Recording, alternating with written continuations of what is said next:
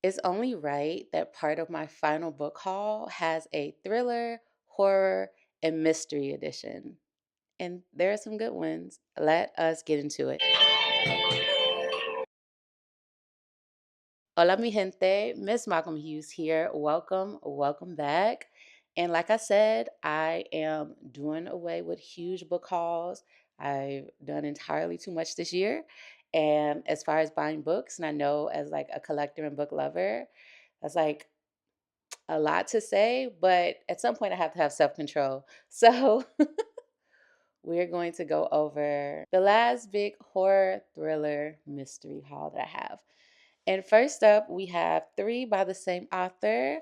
I read the first book that he wrote and I was like, oh, if he only gets better from here, then I want to read all of these books. And I'm talking about none other than S.A. Cosby. The first one that I have is Blacktop Wasteland.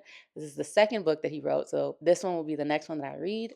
It says, once known as the best getaway driver east of the Mississippi, Beauregard Bug Montage has never stopped looking over his shoulder. He knows that no matter how long he has been out of the life, no one ever gets out completely. Now, Bug is an honest mechanic, a loving husband, and a hardworking dad. But when his carefully built new life begins to crumble and a former associate comes calling with a can't miss jewelry store heist, Bug feels he has no choice but to get back in the driver's seat. Haunted by the ghost of who he used to be and the father who disappeared when he needed him most, Bug must find a way to navigate this blacktop wasteland or die trying. That gave me so much G Unit. All right, next up we have Razorblade Tears by S.A. Cosby. I'm proud to announce that I was book shopping with a friend recently, and they were really into thrillers. What should they read? And I was like, you need to read S.A. Cosby. And we went to that section, and they picked up Razorblade Tears, and they informed me that they are quite enjoying it. So that makes me happy. I haven't read this one yet, but it says Ike Randolph has been out of jail for 15 years with not so much as a speeding ticket in all that time. But a black man with cops at the door knows to be afraid.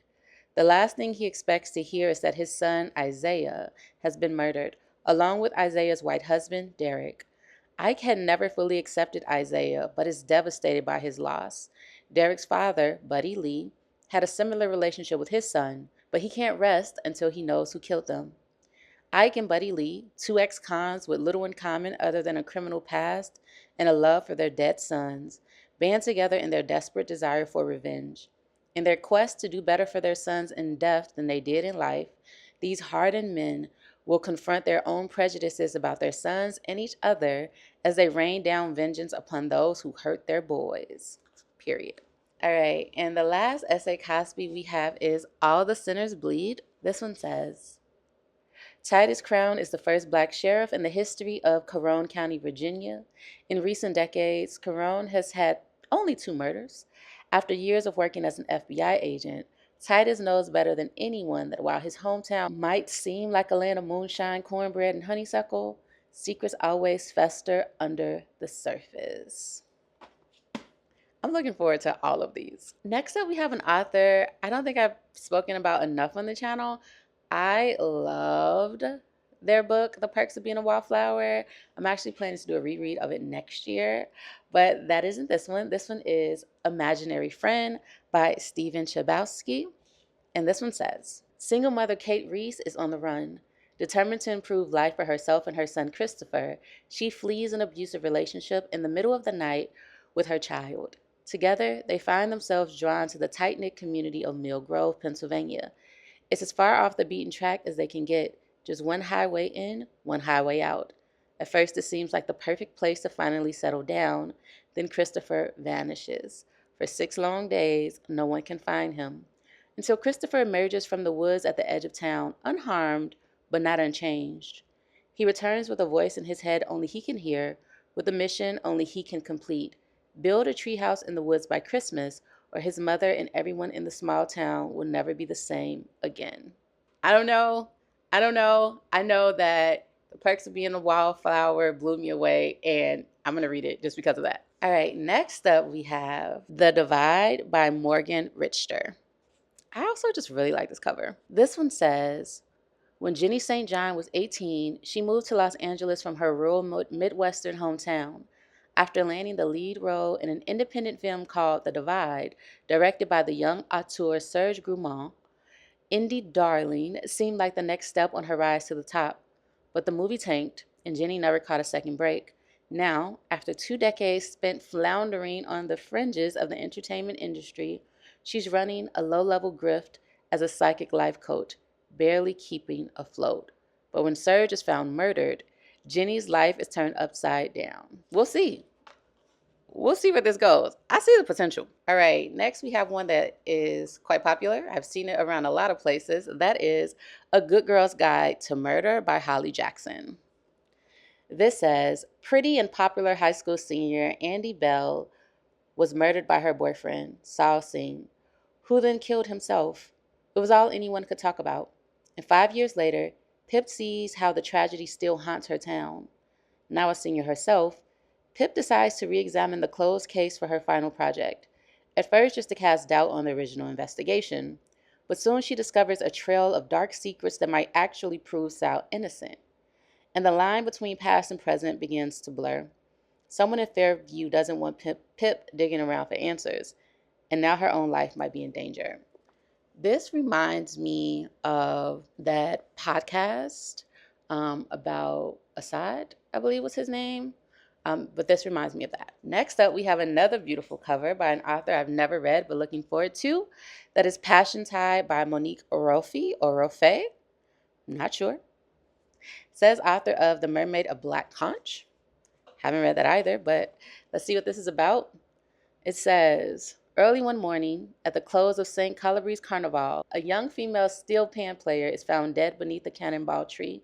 It is a discovery that will transform the lives of everyone on the small island. Yeah, I'm looking forward to it. Next up, another one that's popular. I hope I like it. It's been everywhere. The Inheritance Games by Jennifer Lynn Barnes. This one says, Avery Grams has a plan for a better future, survive high school, win a scholarship, and get out. But her luck changes in an instant when billionaire Tobias Hawthorne dies and leaves her virtually his entire fortune. The only catch, Avery must move into his sprawling mansion full of secret passages, riddles, and codes.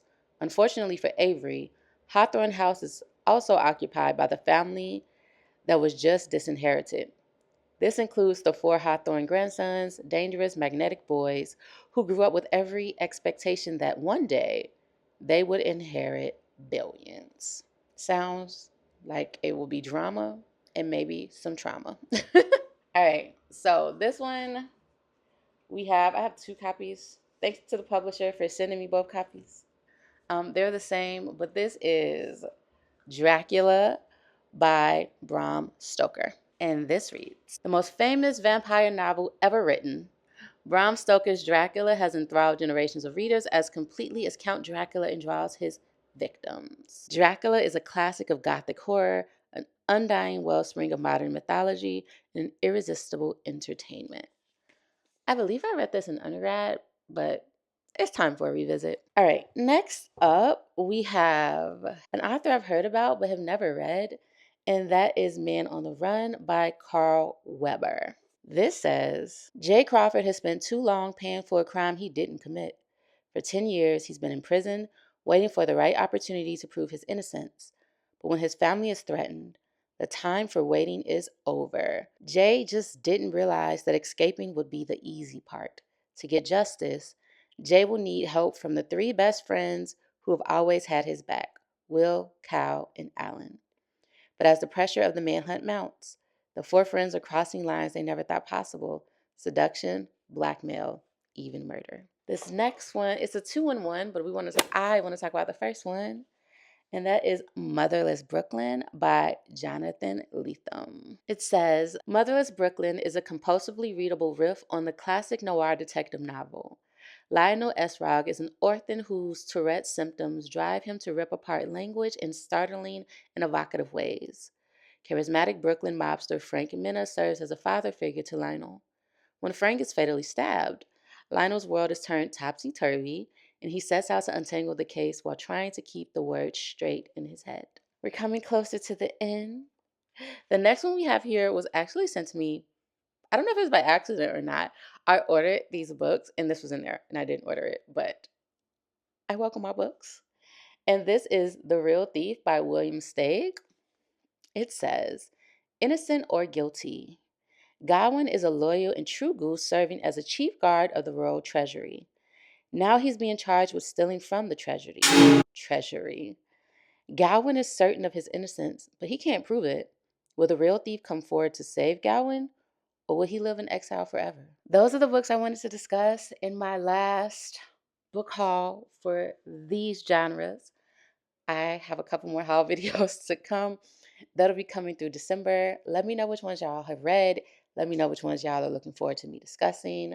Let me know what y'all are reading. And I will see y'all in the next video. As always, I'm MsMalcolmHughes, one who believes that books are sometimes better than people. And until the next one, please remember to give yourself time to be kind. Please remember to give time to be kind to yourselves and each other, and to have the very best day of your life on purpose. Peace, o dabo, adios. Ciao.